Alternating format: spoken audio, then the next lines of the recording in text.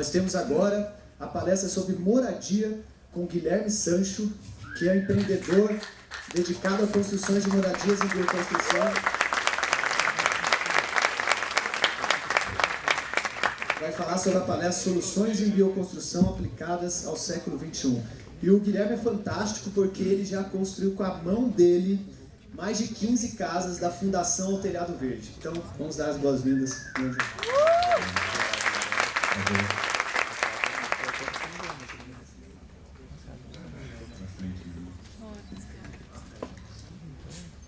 Então, boa tarde, eu sou o Guilherme Sancho, né? Sancho é apelido, mas todo mundo me chama de Sancho mesmo. Sancho de Sancho Panza. E não tenho tantos títulos, né, pra falar aqui, eu só sou construtor mesmo. Já construí algumas casas aí. O Fabiano contou 15, eu não consegui contar, não. Mas, então aí. E, na verdade, quando eu comecei a construir, né, eu tive mais que uma necessidade, assim, foi uma vontade. Eu fui fazer uma casinha pra mim, um quartinho, e comecei a ver que gastei muito mais do que eu achava que precisava. E aí, nisso, tive uma curiosidade de correr atrás de como fazer casas mais baratas e tal, e fui conhecer o Pau a Pique. Nessa busca pelo Pau a Pique, eu conheci um cara que vocês conheceram aqui também, o Yuri, que estava dando cursos de construção com terra com o Biscuit, que é o meu grande mestre, meu grande mentor aí nessa área. Ele me ensinou quase tudo que eu sei de construção com terra e praticamente o que eu vou falar para vocês aqui eu aprendi com ele. E o Yuri eu conheci no Pupa, né? O Yuri e o Biscuit estavam construindo o Pupa, que é esse prédio aqui. E trabalhei com o Biscuit depois do Pupa aí mais uns 4, 5 anos, onde eu fiz umas 10 casas aí com o Biscuit. Depois fui caminhar sozinho, né? O Biscuit me deu o alvará aí, falou, pode seguir seu rumo que já tá sabendo. E aí fundei a empresa Jaebé, né, que com um sócio meu a gente vem aí na ideia de construir moradias sustentáveis, saudáveis, normalmente de terra mesmo, mas não é a gente não é muito apegado assim, a gente constrói com tijolo, com bloco, usa cimento também, a gente não é, como disse aí o nosso amigo que falou antes, ecochato, né? A gente gosta sim de construir com terra crua, porque a gente acha melhor, mas construímos com aquilo que a gente tem na mão. O pessoal vai aí falar dos resíduos de construção, né? Então criaram uma empresa só para vender esses resíduos. A gente trabalha muito com isso já há muito tempo. Inclusive, talvez eles vão quebrar nossas pernas, né? Porque sai de graça para nós.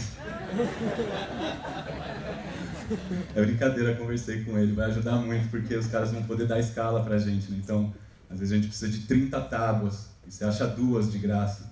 E as outras 28 a gente pode comprar baratinho lá no Muda. E aí, quando eu cheguei no Pupa para construir, né, a gente veio construir um prédio de barro, e era essa a minha intenção, aprender a construir com barro. E nesse lugar a gente começou a estudar um pouco de permacultura, né? Acho que o Yuri falou disso, bastante gente aqui deve conhecer. A permacultura é essa construção permanente de cultura, né? Dessa cultura que possa permanecer, né? Diferente do modelo antigo aí, do século XX, que o outro palestrante estava falando, que a gente visa o lucro em tudo. A permacultura não visa o lucro, né? Ela visa uma eficiência energética, né?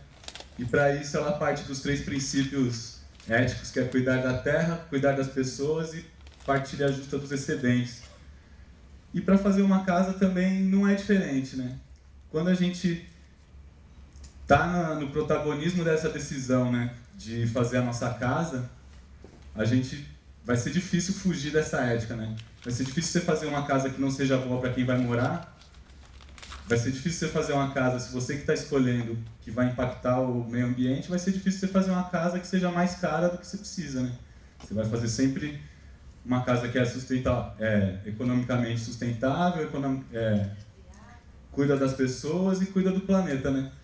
E não é tão difícil assim, para mim é bem comum, assim, você vai automaticamente pensando na casa e as coisas vão vindo, né? E tem essas outras bolinhas aqui, são princípios de método de design da permacultura. Eu uso só um, que é observar e interagir, né? Para a gente poder ter a noção de como que eu vou cuidar do planeta, das pessoas e como isso vai ser economicamente viável, eu parto da observação da natureza, né, para poder replicar aquilo que eu encontro na natureza na minha casa, né? E é nessa observação da natureza que eu vou descobrindo que os elementos, e qualquer elemento, tem mais que uma função na natureza, e na casa também não é diferente. Se eu perguntar para vocês aqui qualquer elemento da natureza, tipo, se eu perguntar para o Yuri, eu sei que ele vai me falar a folha de uma árvore. A folha de uma árvore tem várias funções na natureza, né? Então qualquer elemento da natureza tem várias funções, e na casa também. Então quando a gente vai vendo que essas várias funções, né, a folha de uma árvore, ela faz sombra, ela faz fotossíntese, a sombra é para as mudas que estão crescendo embaixo, a fotossíntese alimenta a própria árvore, e ela pode ser alimento, ela pode, quando ela morre, quando ela cai no chão, ela vira adubo. Então qualquer elemento tem mais que uma função, né? Então eu parto dessas duas coisas, eu observo a natureza para poder reproduzir os mecanismos que a natureza se utiliza. Tipo, eu percebo que onde bate sol é mais seco do que onde não bate, né? Então, primeira coisa que eu observo é o sol, né? Vou lá, observo a quantidade de sol do meu terreno, escolho a posição da minha casa, né? Se eu quero ela com mais sol, com menos sol, escolho a disposição dos cômodos, né? Que cômodo que eu quero, que vai ter mais incidência de sol da manhã, sei lá, eu gosto de tomar café no sol da manhã, não, prefiro acordar de manhã e abrir a janela do quarto e ter esse sol. Então, são vários elementos aí que a gente vai analisando e vai podendo tomar decisões mesmo, né? Sem delegar para outras pessoas, porque é comum na construção a gente contrata um arquiteto e um pedreiro e a gente mal sabe como vai ser a nossa casa, né? E a nossa casa é o lugar onde a gente vai passar muitos anos da nossa vida e muito tempo dentro dela. E às vezes nem tem a nossa cara, né? A gente chega numa casa que foi feita seguindo um padrão que não nos cabe, né? A gente está cansado de padrões, os padrões já não nos vestem mais, né? Já não encaixa mais na gente. Então a gente está o tempo todo se sentindo desconfortável. Nas nossas casas é a mesma coisa. Então quando a gente trabalha para a permacultura, protagoniza as decisões, começa a observar a natureza, e a partir dessa observação a gente começa a coletar dados, a gente começa a tomar decisões que realmente fazem bem para a gente, né? O sol é mais simples, né? A gente sempre tem o sol aí, mas quando a gente chega para escolher quando vai fazer uma casa, a gente pode, por exemplo, observar na natureza que informações que essa natureza está dando para além do sol, né? Tipo, posso ver os musgos das árvores e de repente identificar que o lugar é mais úmido. No caso, a casinha do João de Barro me dá uma noção de onde vem a chuva mais forte, né? Ela está sempre de costas para a chuva mais forte. Então, eu fazendo a minha casa, eu sei que se eu ver uma casinha de João de Barro, eu vou ter que proteger mais o lado para onde ela não está virada, né? A portinha dela é um lado onde precisa de menos proteção, as costas tem que proteger bem minha casa. Mas se eu estou na cidade, né? Porra, não tem tanta árvore assim, muito menos João de Barro. Mas a cidade também é natureza, né? Nós somos natureza e a cidade não poderia ser diferente. A gente tem vários elementos na cidade. Eu separei dois aqui que são mais impactantes.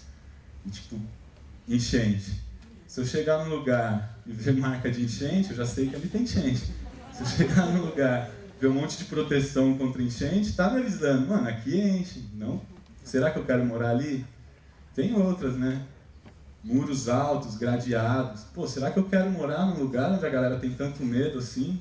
E será que esse medo é justo? Será que eles têm motivo para ter medo? E aí é pior, né? Será que eu quero morar num lugar onde as pessoas têm motivo para ter medo? Então, em qualquer lugar você acha elementos que vão favorecer a sua tomada de decisão, né? E essa tomada de decisão é o que na verdade, vai fazer a sua casa, né? E aí, observando a natureza, percebendo aí essas funções, entrando na casa, né? Então a gente começa a analisar quais são as funções, né, de uma porta, de uma janela, de um bloco de vidro, né? Uma porta muito mais do que entrada de pessoas, ela também é entrada de luz, né? Ela também é entrada de ar, de sujeira. Então, são as várias funções, né? A janela é a mesma coisa, entra luz, entra calor, entra chuva. Então, se eu não estou atento para essas funções, né, elas podem me ajudar muito se eu estiver atento. Mas se eu não tiver, talvez eu tenha uma grande dificuldade de adaptação. Porque eu ponho uma janela lá onde eu quero que entre a luz, entre o ar, só que aí vem a chuva. Aí eu tenho que ficar com a janela fechada, não vai me adiantar nada. Eu ponho lá um vidro no telhado para economizar a luz e o vidro está bem em cima da mesa do meu almoço. Eu não consigo almoçar ao meio-dia porque o sol entra pelo vidro e vira uma estufa, né? Então, eu conhecendo essas funções dos elementos, né? Se eu vou pôr um vidro, ele entra a luz, mas luz é calor também, ele deixa a visão, né? Então, se eu pôr um vidro no banheiro, na altura da minha cintura, não vai dar legal, né? Então, a gente tem que estar sempre atento para isso, porque parece engraçado, mas acontece muita coisa aí porque a gente delega a outras pessoas, né? Então, como que eu vou saber a peculiaridade de cada um que tá querendo morar? Eu sei construir a casa, mas se você tem um cachorro e seu cachorro gosta de fazer xixi no pé do sofá, é você que tem que me falar isso para eu poder fazer um sofá adequado para o seu cachorro, né? Não vou poder adivinhar, né? Então, eu não preciso, como várias pessoas falaram aqui também, eu não preciso saber fazer a casa, eu não preciso saber produzir o alimento, mas eu conhecendo esses processos, né? Sabendo o que eu estou querendo, como eu vou fazer e o que eu espero do fim dele, é quando eu vou conseguir trabalhar em parceria, no meu caso, com o pedreiro, né? E aí, acho que mais importante até, não mais importante, mas mais difícil de perceber que as funções de janela e parede, tudo, e janelas e portas, são as funções das paredes, né? Porque, a princípio, a gente simplesmente acha que a parede, ela não deixa ninguém entrar, não deixa ninguém ver lá dentro, mas ela também é um isolante térmico, acústico, de calor, né? E aí, estudando aí, quando a gente vai pensar, então, lá, voltando nos princípios da permacultura, né? Eu quero cuidar do planeta. Aí eu posso escolher uma casa de bloco, que o bloco é alta energia para produzir, né? Eu preciso ir na mineração, produzir o cimento, retirar a areia, aí pago um funcionário para ir lá, virar concreto, ou vira na betoneira, mas alguém tem que ir lá, jogar esse bloco. Aí o bloco sempre é feito longe, né? Tem que pagar um transporte, em comparação com o barro que está na obra, né? Então eu cavo o alicerce, faço um platô e já tenho o barro da minha obra. Então, quando eu começo a comparar qual das técnicas que vai me dar mais cuidado com o planeta, eu já começo a tender para o barro, né? Já começo a pensar numa casa de barro. Então, começo a cuidar do planeta. Se eu for pensar no cuidar das pessoas, né? Quem é que produz esse cimento aqui? Quem é que produz isso aqui? Qual a condição de trabalho de quem está fazendo bloco, né? Não sei se vocês já viram uma fábrica de bloco, mas trabalhar com cimento e areia aí todo dia não tem saúde que aguenta. A gente que trabalha com isso até prefere quando vem o barro, porque é aquela hora que a pele volta ao normal, o pé, até o nariz, o pulmão, tudo, né? Então, imagino que um cara que trabalha 20 dias por mês com cimento e areia, e a gente ainda opta por comprar esse produto, acho que a gente está favorecendo esse tipo de trabalho, né? E, para além disso, né, quando a gente vai construir uma casa, esse cuidado das pessoas, né, que técnica que eu vou usar, né? Vou usar uma técnica de tijolo, ou vou usar um pau a pique? Como que o cuidado das pessoas entra nisso, né? Bom, se eu estou sozinho para produzir uma casa e eu tenho 3 horas por dia, eu não vou nunca conseguir fazer um pau a pique. Pau a pique eu preciso de muita energia e rápido assim, mas energia do braço, da perna, não é o biogás, não é energia elétrica. Enquanto que o tijolo eu posso trabalhar lentamente, né? E vou fazendo um pouquinho de cada vez. E aí eu tenho tijolos de barro também, né? Essa aqui é uma casa de adobe, que é um tijolo todo feito de barro e sem queima, que seca no tempo. Então esse tijolo foi feito por 4 pessoas durante uns 2, 3 meses e a gente fez a casa em 6 pessoas e também uns 6 meses, mais ou menos. E poderia ter sido feito, na verdade, por 2 pessoas, né? Talvez demorasse mais tempo, mas é possível, porque aí eu tenho que levantar cada bloquinho de terra de 5, 7 quilos no máximo. Enquanto que o pau a pique eu tenho que levantar uma parede inteira de 300 quilos num dia só, né? Então a gente começa a ver que quando eu vou escolher a técnica que eu vou fazer, né, também eu tenho que tomar esse cuidado com as pessoas.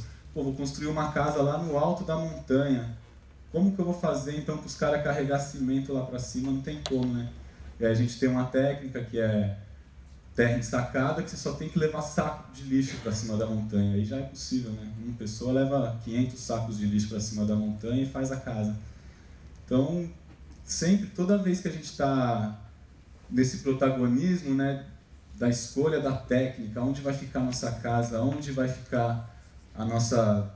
Qual tipo de parede que eu vou usar, né? Voltando aqui no cimento. Eu não sou contra o cimento, não. Eu adoro cimento para chão. Eu acho que a galera sempre pede para fazer chão que não seja de cimento, mas eu não acho que nada é mais permacultural hoje.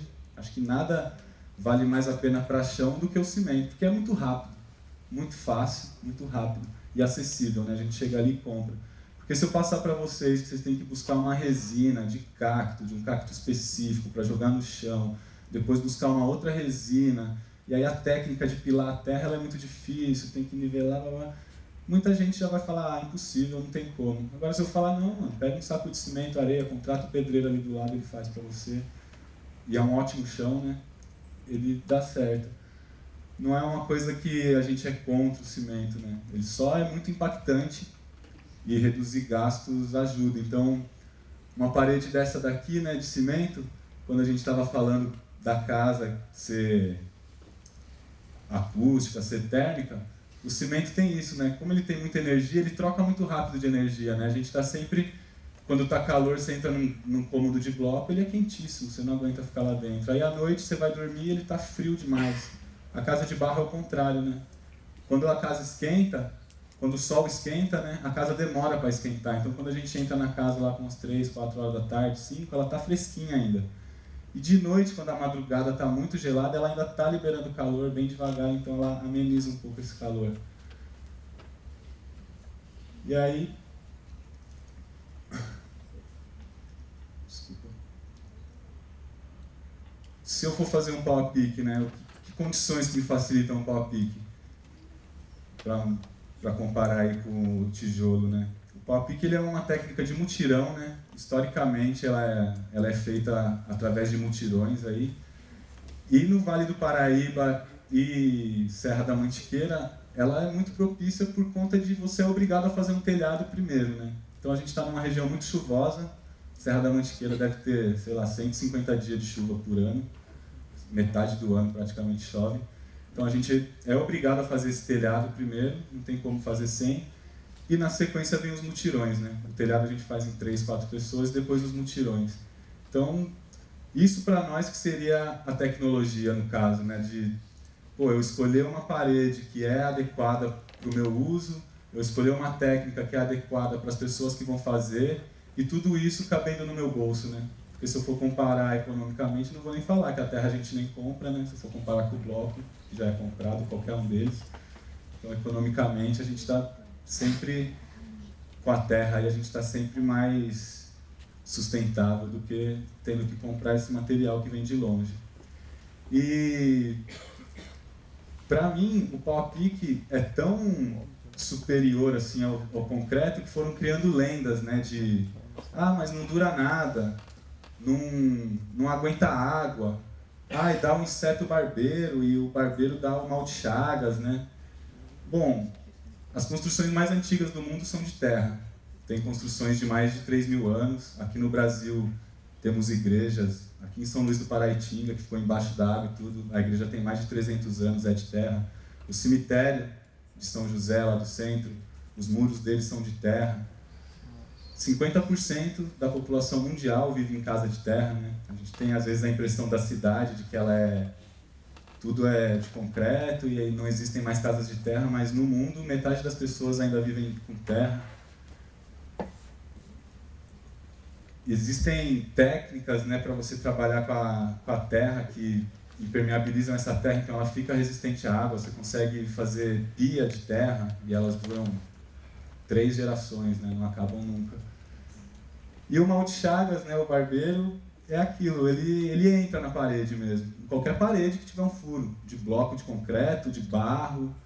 Mas quem que mora aqui em casa que tem furo na parede? Eu não moro.